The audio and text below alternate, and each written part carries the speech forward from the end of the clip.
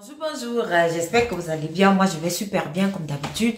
N'oubliez pas de partager, de liker et de vous abonner. Surtout, mettez le pouce en l'air pour encourager les histoires d'Akoma. Alors, c'est une histoire qui m'a fait beaucoup réfléchir parce que on ne sait pas là où les relations fraternelles qui sont négatives peuvent nous amener. Alors, c'est l'histoire d'une des sœurs. On va l'appeler Danielle. Elle est mariée. Elle est mariée à un banquier. Elle est mariée à un monsieur qui a bougrement d'argent. Ils ont des biens par-ci, par-là. Et les deux, lorsqu'ils entreprennent, ils entreprennent ensemble. Donc, ils mettent toujours leurs deux noms dans tous les biens qu'ils ont. Le monsieur est bougrement riche. Alors, la sœur Danielle, elle a aussi ses sœurs. Donc, dans cette famille-là, la maman, là, elle n'a que fait des filles. Elle a aussi ses sœurs. Et chaque fois qu'elle est avec ses sœurs, c'est tout le temps, oh, mon mari, c'est ci, mon mari, cela, mon mari est monté, mon mari est descendu. Donc, j'espère que vous imaginez le genre de sœur-là. Elle, l'une de ses sœurs, elle est divorcée. Donc, elle reçoit une petite pension alimentaire de son mari. Et l'autre n'est pas encore mariée. Elles n'ont pas assez d'argent. Elle travaille, mais elle se débrouille comme ça. Daniel a beaucoup d'argent, son mari a aussi beaucoup d'argent, puisque ce sont les entreprises de son mari, et par là, elle a aussi de l'argent. Elle ne s'occupe pas de leurs parents. Leurs parents vivent modestement comme ça. Et, elle, dans son parking, à la maison, elle a 7 voitures. Même une voiture, elle n'a pas acheté à ses parents. Ses parents, lorsqu'ils veulent se déplacer, ils prennent un taxi ou ils prennent un bus pour aller faire les achats. C'est comme ça, parfois même, ils durcissent même leur fin du mois. Donc, ce sont les sœurs de Daniel qui s'occupent de leurs parents. Elles avaient cru que non, comme leur sœur, elle est mariée à un banquier, quelqu'un qui a de l'argent. Elle-même aussi, elle a de l'argent. Elle allait peut-être aussi s'occuper d'elle. Elle allait parfois alléger même les fins du mois. Mais Daniel ne fait absolument rien du tout. Daniel, elle voyage par-ci, par-là. Elle est à Dubaï, elle est aux États-Unis, elle est en Australie, elle est en France. Elle fait le tour du monde. Elle s'amuse, elle a de l'argent. Mais ce qui est là, c'est qu'elle ne s'occupe pas de sa famille. Bon, envers la famille, c'est pas une obligation. Je sais pas si c'est une obligation, mais peut-être c'est un devoir moral. Mais pour moi, c'est pas une obligation, c'est plutôt un devoir moral. Même ce devoir moral-là, elle ne le fait pas. Alors, un beau jour alors, l'une des sœurs de Daniel, elle a amené son enfant à l'école. Arrivée donc devant l'école, elle laisse l'enfant, elle se retourne de l'autre côté. Elle voit le mari de Daniel, qui est son beau-frère. Quand elle voit dans le mari de Daniel qui est son beau-frère, elle se lève la main pour le saluer. Elle voit que le monsieur ne se lève pas la main pour la saluer. Il est plutôt un peu apeuré, stupéfait de la voir là, étonné de la voir là. C'est comme ça que la sœur de Daniel se met dans la cour et elle a vu son beau-frère parce qu'elle sait que non. Lorsqu'elle rencontre même son beau-frère et qu'ils sont seuls, et il a l'habitude de lui pousser quelques bières de temps en temps. Donc elle est contente, elle la court donc pour traverser la route, aller chez son beau-frère. Quand elle veut donc traverser la route pour aller chez son beau-frère, comme ça, elle voit une autre fille très belle, stylée, qui sort de là, qui embrasse son beau-frère tout bonnement et bien sur la bouche et tout. Son beau-frère était la honte. Il a baissé le visage.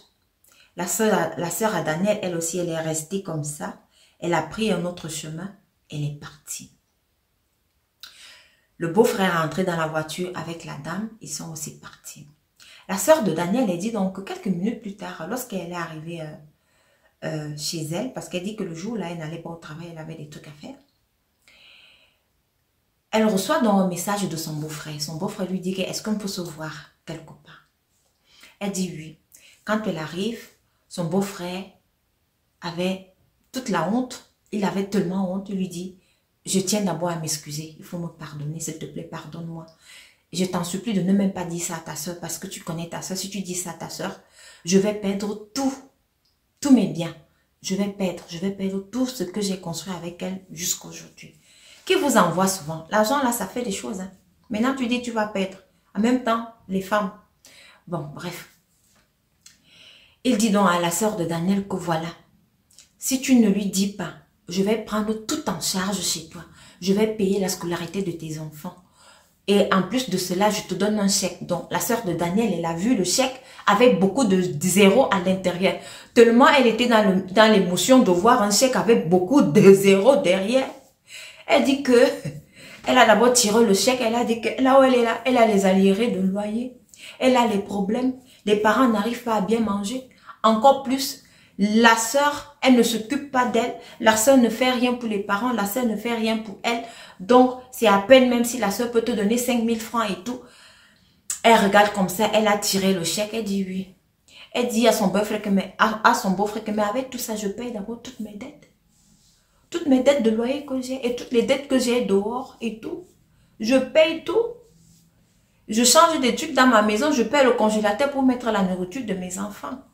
Le beau-frère lui dit que ça, ce n'est qu'un début. Si tu restes comme ça, tu ne dis rien, je vais souvent te donner même chaque mois quelque chose. La sœur de Daniel dit, ah, il n'y a pas de souci, ne t'inquiète pas, je ne vais pas lui dire.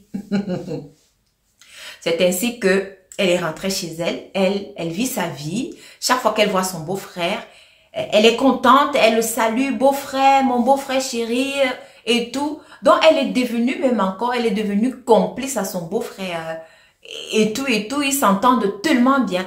Mais à un moment donné, elle reste comme ça, elle dit que, mais, le sang, c'est quelque chose, c'est quand même ma soeur. Je sais pas, comment je peux faire un truc comme ça à ma soeur, c'est ma soeur.